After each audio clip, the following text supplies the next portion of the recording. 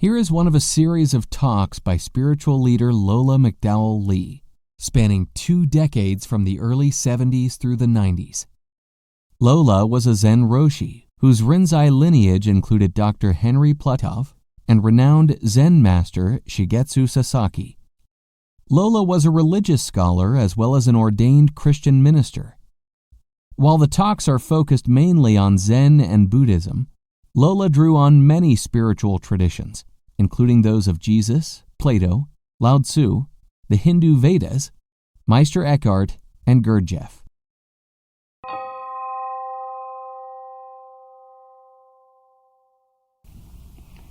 I'm going to read a little stanza from the Upanishad instead of the story this morning.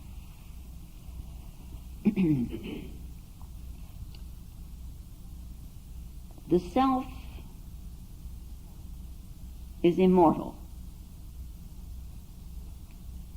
the fearless.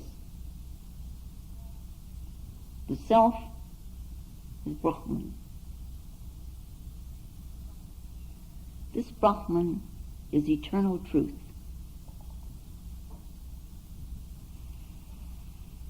The self within the heart is like a boundary which divides the world from that. Day and night cross not that boundary, nor old age, nor death, neither grief, nor pleasure, neither good nor evil deeds, for that is free from all impurities. By impurity it can never be touched.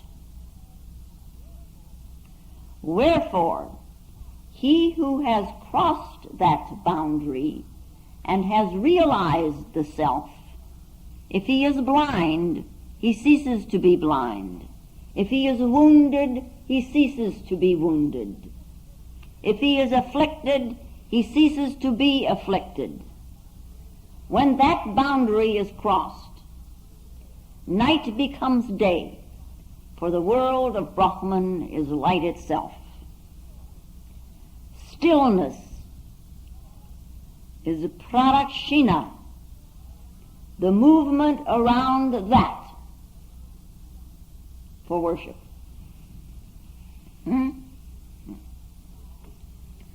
Now we do our practice of meditation, and the meditation is silence.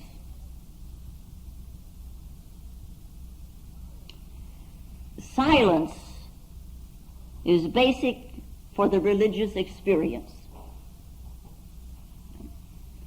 So now what is this silence? What is silence? Now you may try to cultivate it, but as long as you're doing that, it remains very superficial and false. You can practice it, but that too is superficial and false. It's still not that silence, real silence. Silence can come about in one through understanding. One understands through an inner awareness of what is happening, of oneself. One begins to understand oneself. Now, ordinarily, we're filled with sounds. Outside and inside, it's a sound world, a world of sound. And so we like, some people do, they like to go to a forest, and they go into the forest, and then we say, oh, how silent it is. Yeah. And yet if you listen in the forest, there is not silence. There are new sounds, natural sounds, sounds we're not ordinarily accustomed to, but it is also a very noisy place compared to silence. There was a musician once And he said that silence in this world is impossible. Silence is impossible. And he, being a musician, he said you can have sounds, there's a musical sounds. You have musical sounds and you have non-musical sounds. And that is, you have sounds that you like and sounds that you don't like. When you don't like the sound, you say that's noise. And when you like the sound, you say that's music. Huh?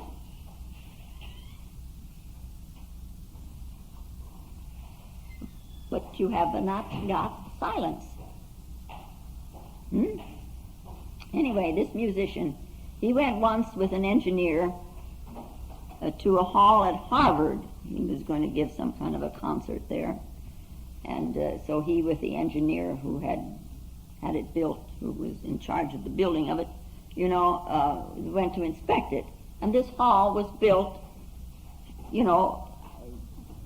for scientific purposes. It was absolutely soundproof and absolutely echo-proof.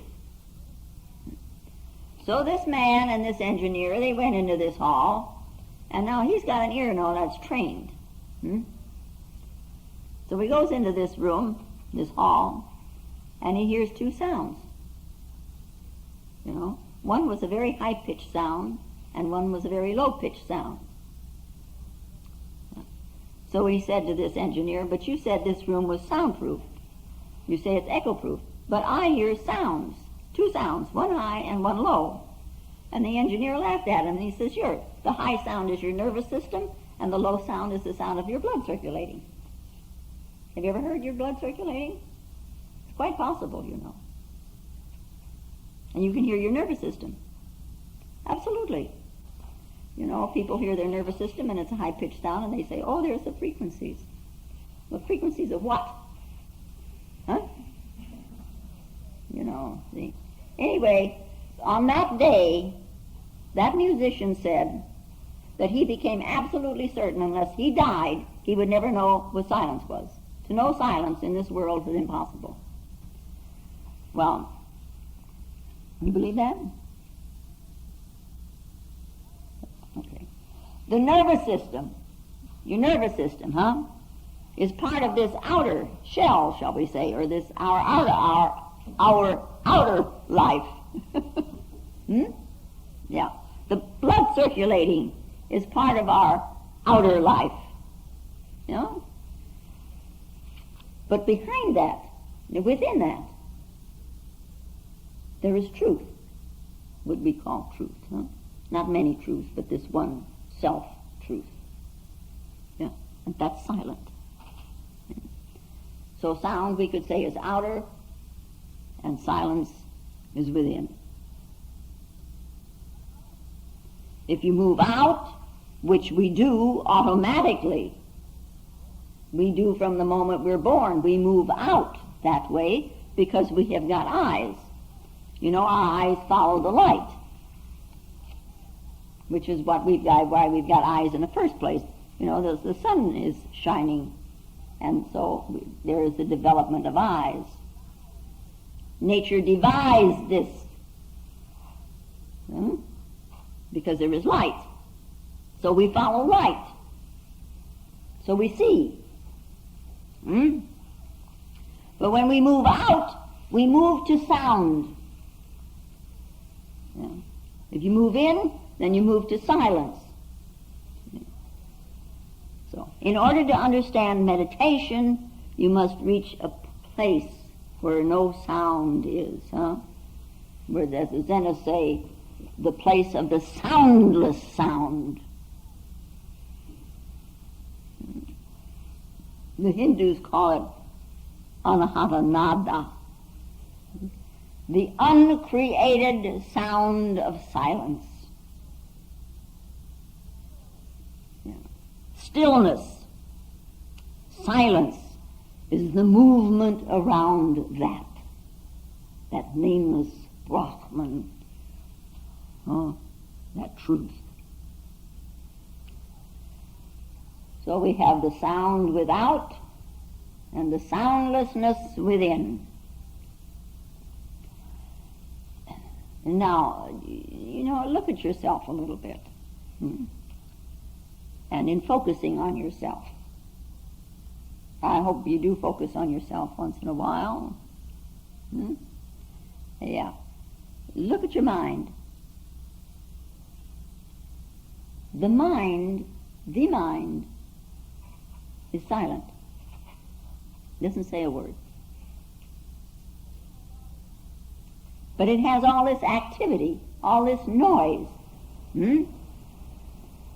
all this thinking in the mind.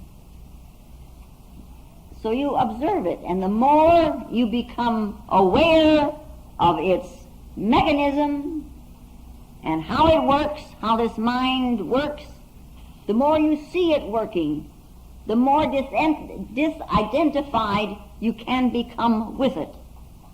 If you just go along with it, along with it, along with it, you're never going to see it. But you observe it so that you can move back from the identification with it. The less identification you have with all this activity, the more able you are able to see this boundary. And when you see the boundary, then you know you can leap that gap.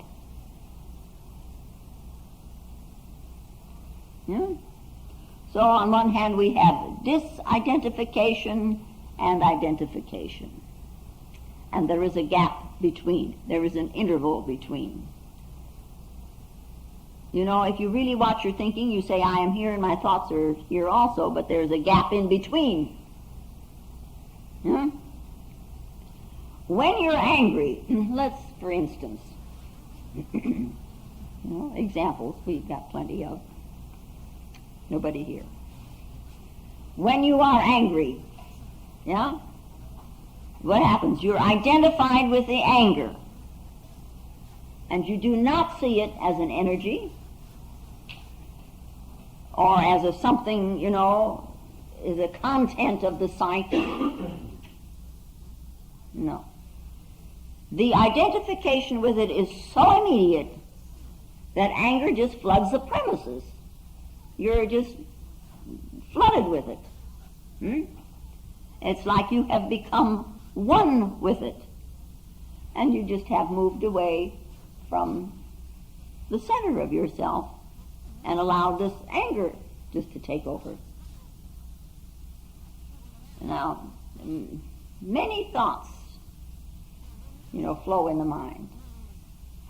Many, innumerable. It's a continuous thought process. It goes on and on and on. It goes on when you're asleep, Or do you know? You're thinking about one thing here, and behind this one thing are all these thoughts still flowing.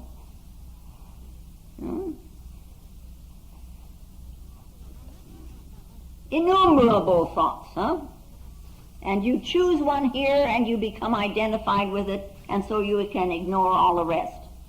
If you just would grab yourself when you sit, then you could ignore your whole thinking the same way, and you would be in meditation instead of struggling around with all those.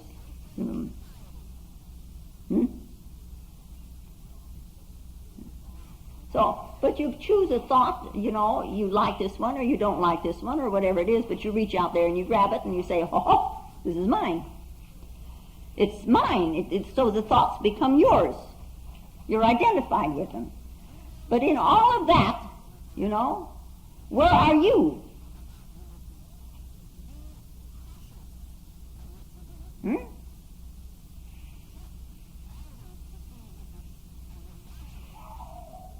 We have a house, we become the house. Possessions are not only possessions, they're identifications. When the car is damaged, something inside of you is damaged also. Wife has an accident with the car. She comes home. Does he say, how are you? No, what's with the car? Or the other way around, if the husband is home and breaks something in the house and the woman comes home and see? Her identifications, her possessions, in the same way. See, we have identifications with possessions, with thoughts, with emotions, with everything except ourselves.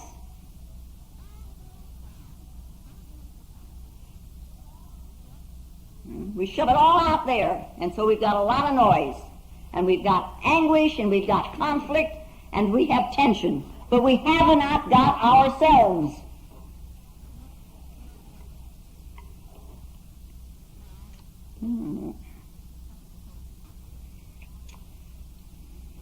Now this musician,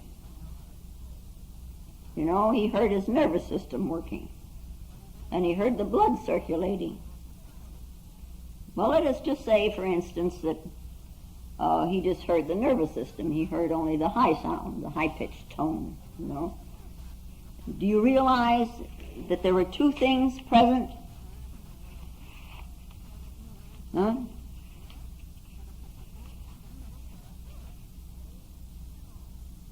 There is the sound, for one thing, and there is that which is aware. There is the knowing, there is the consciousness. Before the identification starts, there are two. And then it moves into this one identification. Huh? But if he had suddenly become aware of the awareness,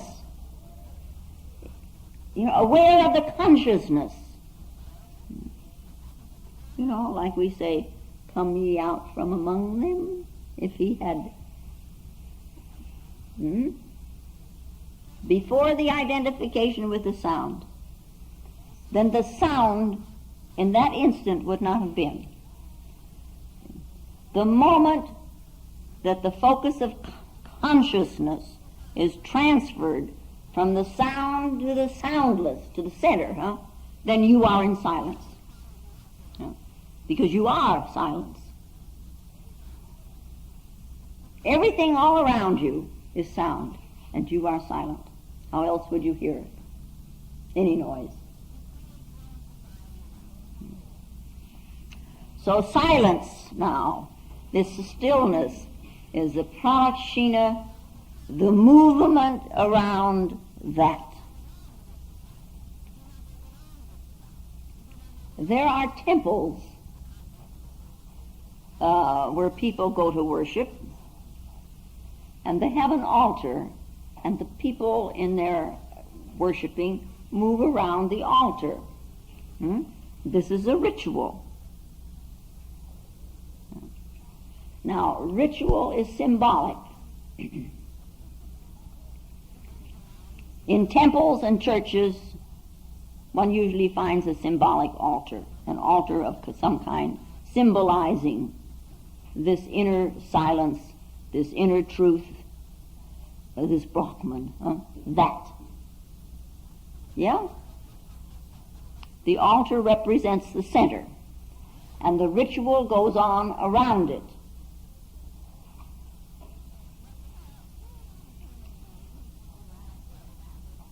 Now, what if that altar in the temple is not something outside? That, let us say now that you are the temple, and there is an altar within you, which is at the inner core of you.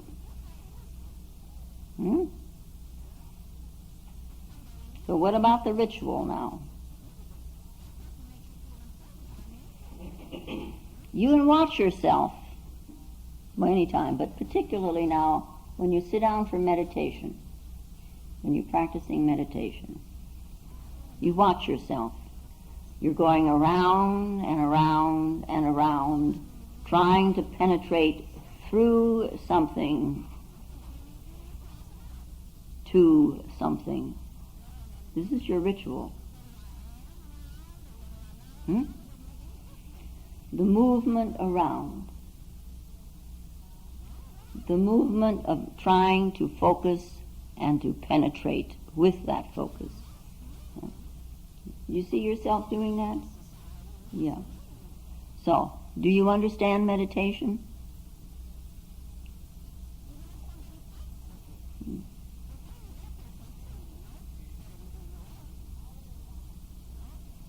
our little monk, about whom we talk so much, you know, he went to court and applied for a divorce.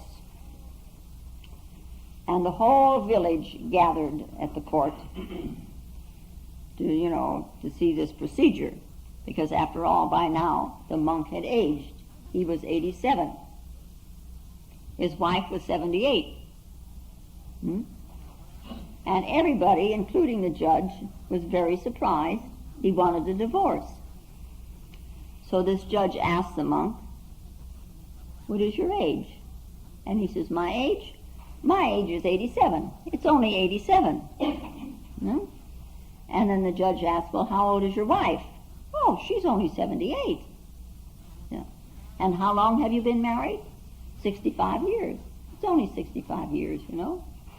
And the judge said, "I'm really surprised. You have lived together for 65 years. What's the reason now for wanting a divorce?" And our monk said, "Honorable sir, enough is enough." Huh? Have you ever thought about saying that to your mind?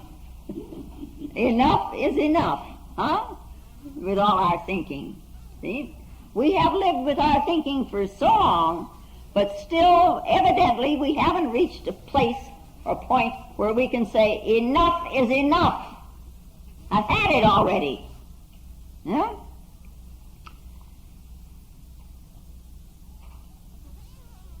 We don't yet seem to be aware that our misery is because of our identifications with what goes on here in this mind. Sometimes we get bored, and sometimes we're frustrated, and we're fed up, but not with the mind. No. We know what we do. Some part of the mind is moving around and around, and it's making a lot of noise, non-musical noise, huh? The kind, huh? So what do? We change our minds. Yeah? But the change is not for no mind. It's not for silence. It's just for a different content, for a different noise. You can see yourself doing that, can't you? Anyway, that's, our monk. His divorce was granted. And now he's thinking, now I'm a free man. I'm free from my wife. I am free at last. And now I can sleep easy at night. And that night he couldn't sleep at all. He was so excited. Not that the divorce was the source of the excitement. No. The moment the divorce was granted, he began to think of remarrying again. That's how we change our minds, you see. Yeah. This is how we go. He's fed up with a wife, but not fed up with being a husband. We're not fed up with the mind that identifies. If we were, we'd do something about it. We just go out and look for new identifications. And we never bother ever to sit there and think and so ask ourselves, what is this that gets identified? We jump over that point real nice. We're good hurdlers, but over the candlesticks we go. Jack be nimble, Jack be quick, Jack jump over the candlestick. Huh? That's how we do it. Anyway, within a week, there was a rumor flying around the village that our monk was going to get married again. See? And he was going to marry a girl of 17. And this really bothered the people in the village. After all, he had a son. His eldest son was 55. Yeah? He had grandchildren, and the grandchildren had children. So his eldest son took it upon himself to approach him, and he said, "Father, it doesn't look good for me to advise you, but on the other hand, to marry a 17-year-old girl when you're 87, the whole village is opposed to this. Huh? It's not good for health. It may even prove fatal." And the monk said, "Well, don't be so bothered about it. If the girl dies, I'll get married."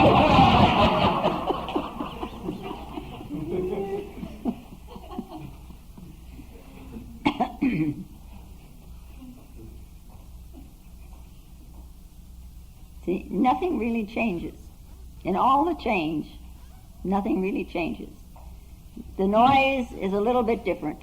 The noise on the periphery. And we don't even try to understand it. We just go hop, skipping, and jumping around with it.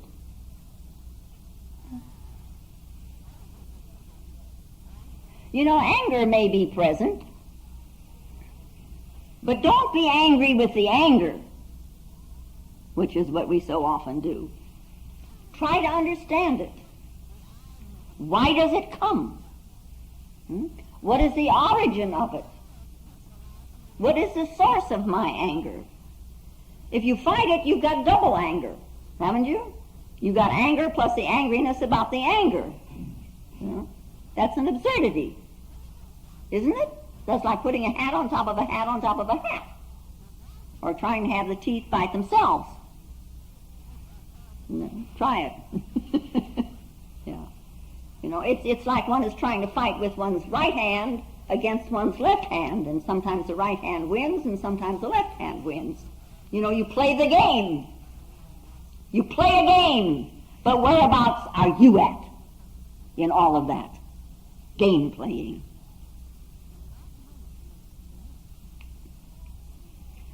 And you know, I heard a story once about Suzuki, D.T. Suzuki. You know, he's the one that wrote all the books that so-called introduced Zen to the Western world. And he was staying with a family, and they had invited a lot of guests to come and meet him. After all, he was quite famous. And throughout the whole evening, they discussed a great many philosophical problems. Suzuki, after all, was a scholar. Suzuki was a scholar. One thinks of him as a scholar, not a monk. And anyway, these discussions went along for hours with no conclusions about anything.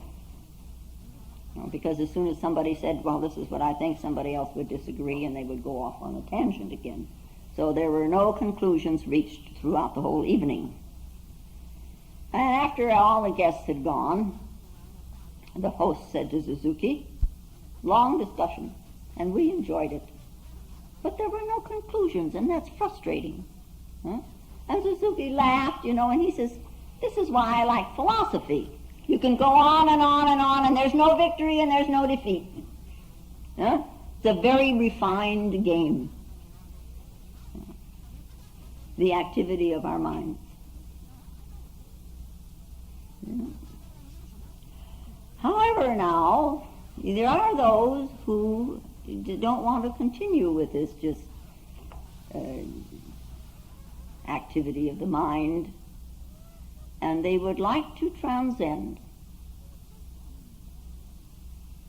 If you want to transcend, fighting the mind is not the way. Awareness is the way. To be aware. Just awareness.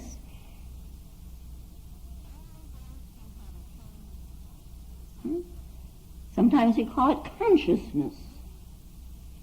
We could call it noesis, to know.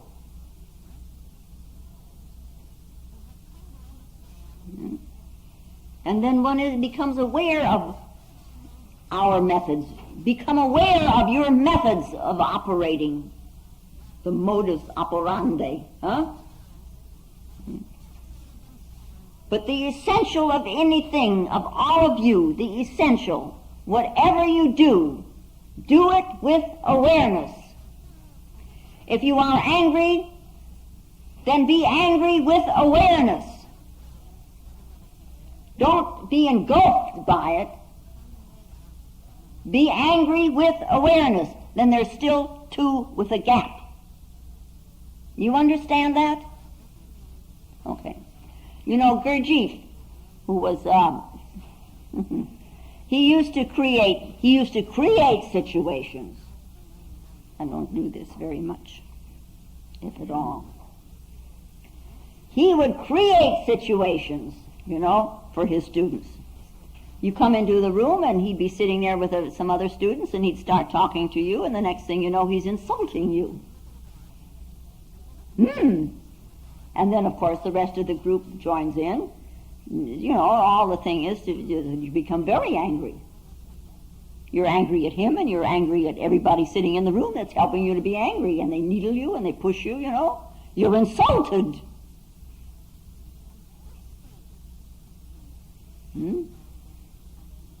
And he pushes you, and he pushes you, and he pushes you more and more and more into it, until you're so angry you could just explode, And then he would all of a sudden say, in the middle of all of this, he would just catch you and he'd say, now be angry in awareness.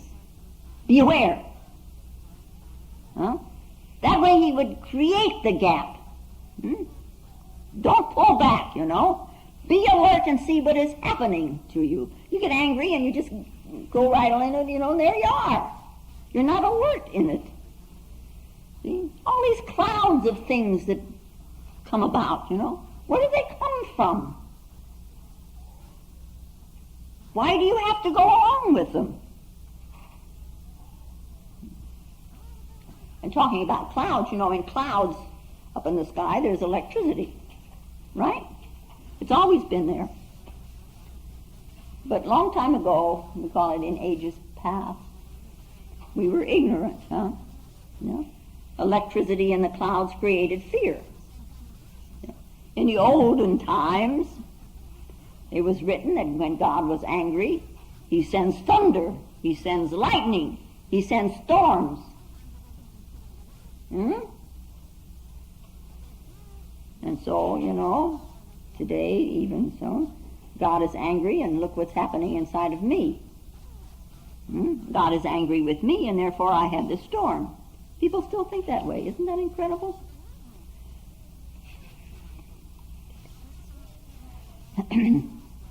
Today we know that it is not God's anger, right? You really do, or are you still there? Is God angry with you? Huh? No. Today we have some knowledge of electricity. Yeah? And knowledge, in its own way, is a power. They always say, knowledge is power. Yeah?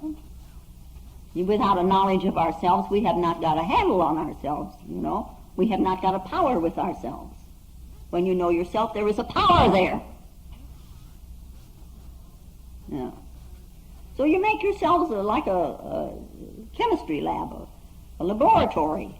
You're the universe, Find out about your energies and what you're letting them dissipate off into.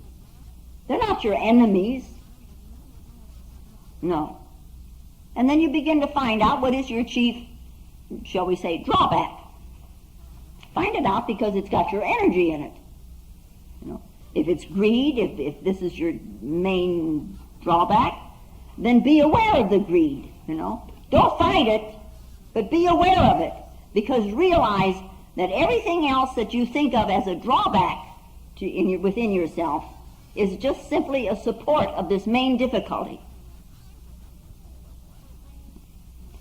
There was once upon a time a teacher who said, I'm always surprised when people come to me and they say that their problem is thus and such. And it's never the case. It's only after a period of time that people are a little more acquainted with the teacher that they can become frank about themselves. Well, not all people. Some people are very frank right off the bat. They can just say. Anyway, there was this particular teacher, and a man came to him, and this man was in his 50s. And he would come time after time after time to talk about meditation and how to do it and what it is and the postures and, so on and so on. And he would say to this teacher, I am so interested in meditation. It has been my main concern for the past 25 years. This is my only interest, meditation. Which wasn't the case at all. No. Meditation wasn't his interest. But anyway, he stuck with this teacher, and by he became aware By and by, it was gradually shown, so that it became apparent to him that he was not primarily interested in meditation. He was interested in a reputation that he might have as a great meditator. There's a lot of difference, isn't there? Reputation was his interest. Ego was his problem. But he would say, well, I am a humble man. Ego just isn't my problem. I'm humble. And what he would say then, there's too many thoughts. That's my problem. Not ego. Look how he's avoiding himself, huh? Yeah, in his identifications. I am a humble man.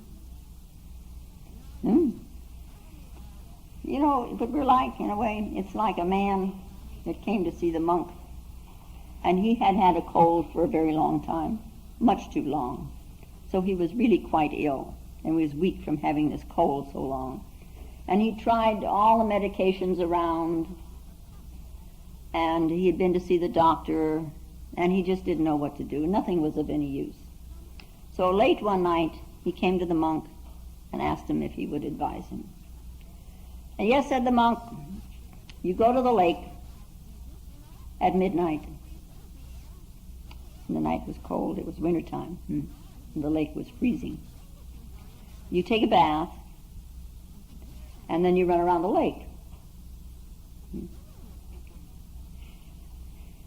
the man said, but I'm suffering from a cold, If I do as you suggest, I will really become ill. I will get pneumonia. And the monk said, fine, if you get pneumonia, I know how to cure it. Common cold? No.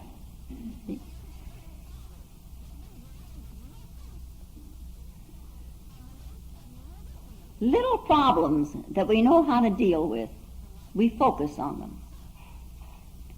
We avoid problems we think we can't solve. We try to forget the problems that we can't solve.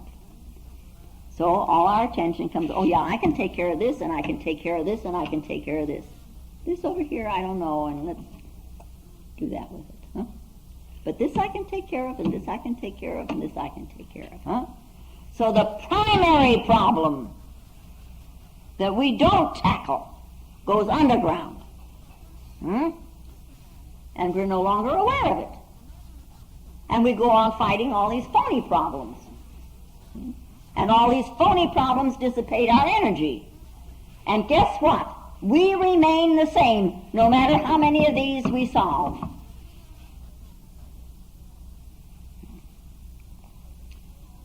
Now, we have a ritual to silence. We have this ritual to the soul. We have a ritual to what is called Atman or Brahman.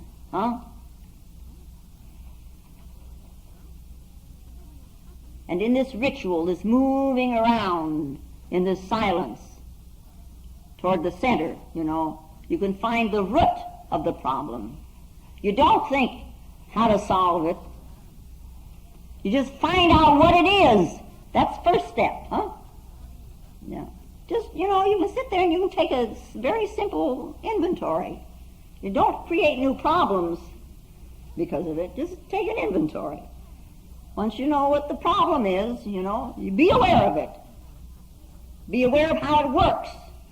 Be aware of how it spreads a net through the whole psyche. How it influences your whole life, your thinking, your feelings.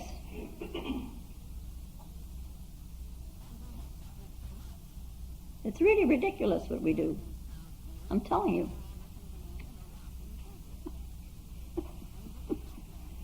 Just be aware. Awareness is the greatest asset you have. It's the greatest assistant for everything in all walks of life.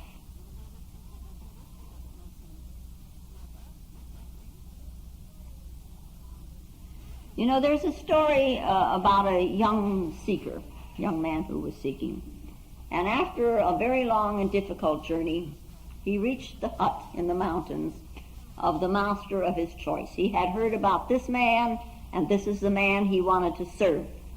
This is the man he wanted as a teacher, his master. And he's living in a hut in the mountains, and so this man goes to him. And when he got there, it was evening, and the master was out there sweeping the fallen leaves. And the seeker greeted the master, and the master didn't say anything. He was just silent.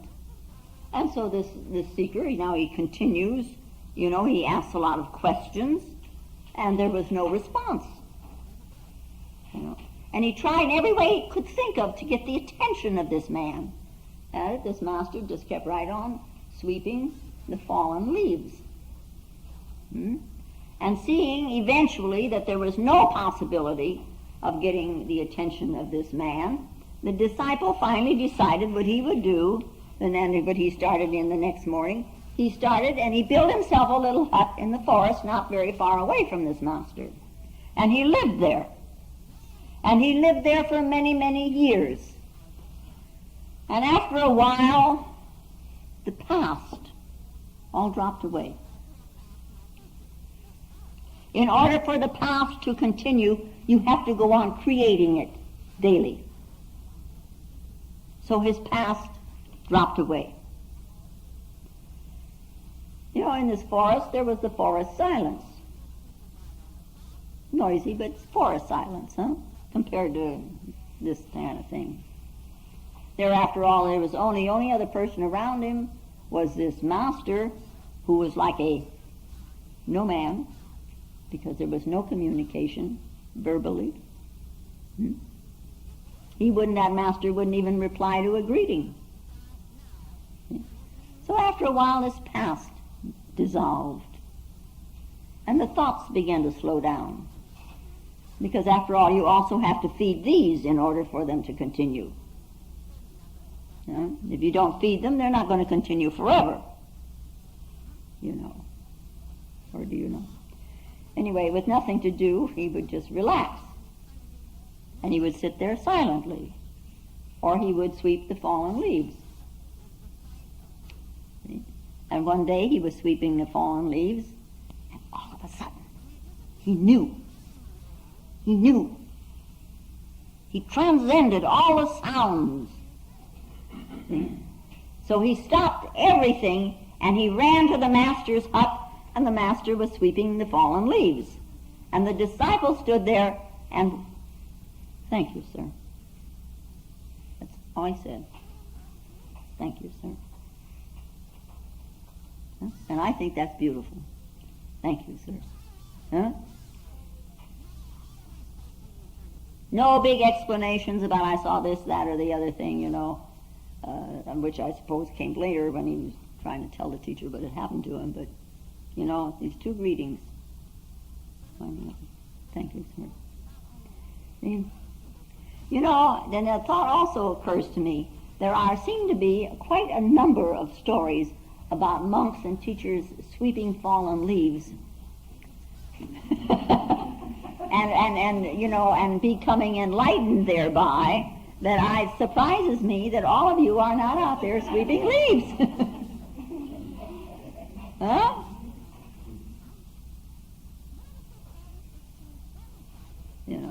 So we meet someone that's greedy. This is a peripheral matter.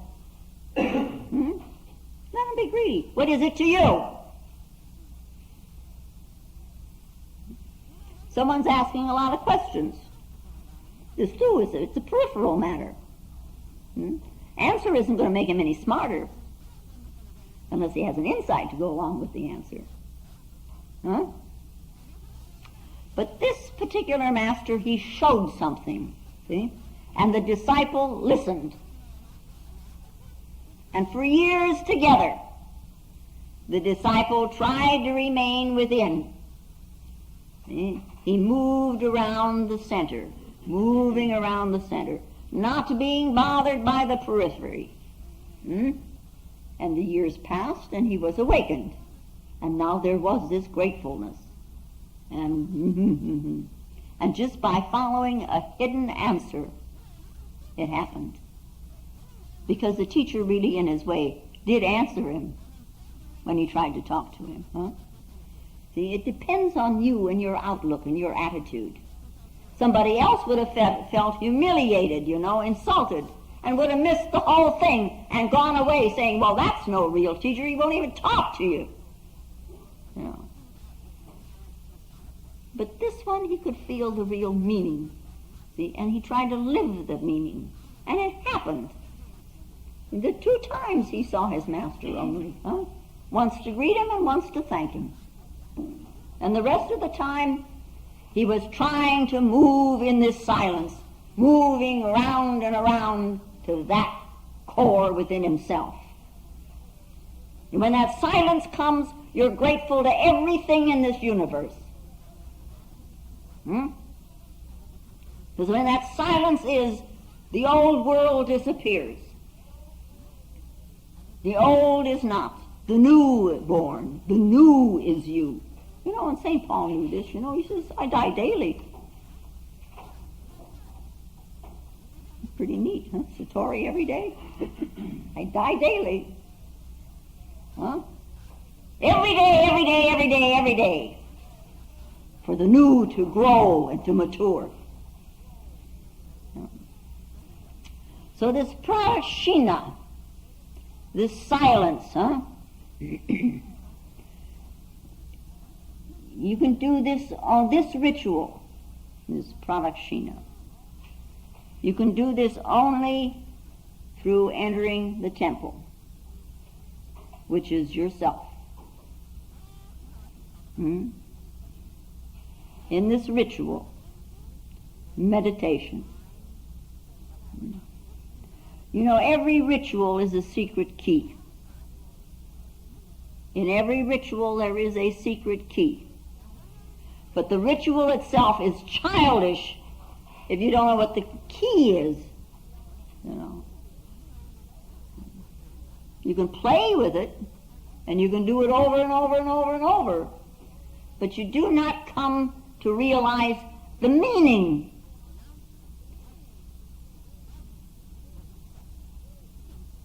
I don't mean word meaning. I mean heart meaning. I mean self meaning. Truth meaning. In a way it's a secret language.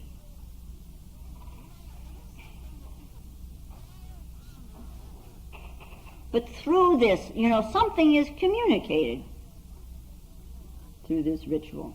Books can be destroyed, and the meaning of words goes right on changing.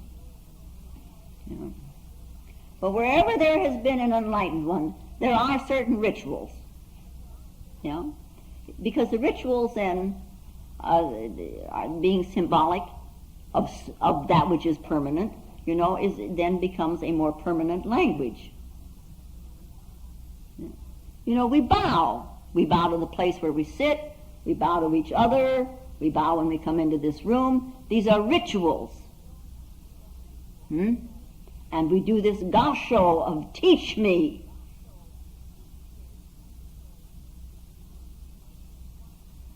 And even one like Zen Roshi, who is enlightened, he continues to do this teach me, this ritual.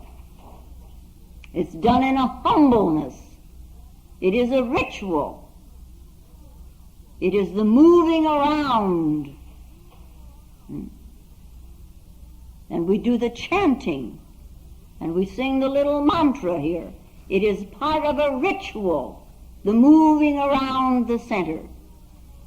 Are you using these things as tools? Are you using them correctly to reach that secret place in you?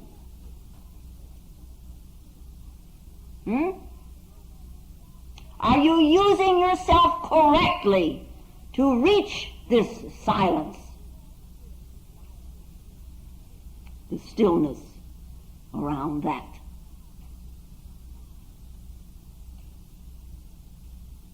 You haven't got anything else to use but yourself. Make it a good tool.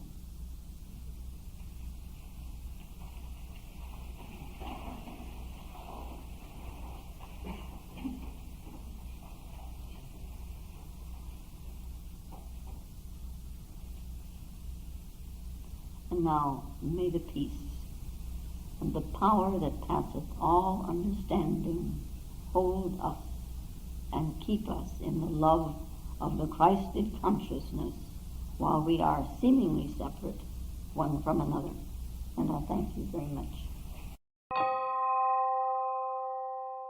If you find Lola's talks valuable, more will be posted in weeks to come.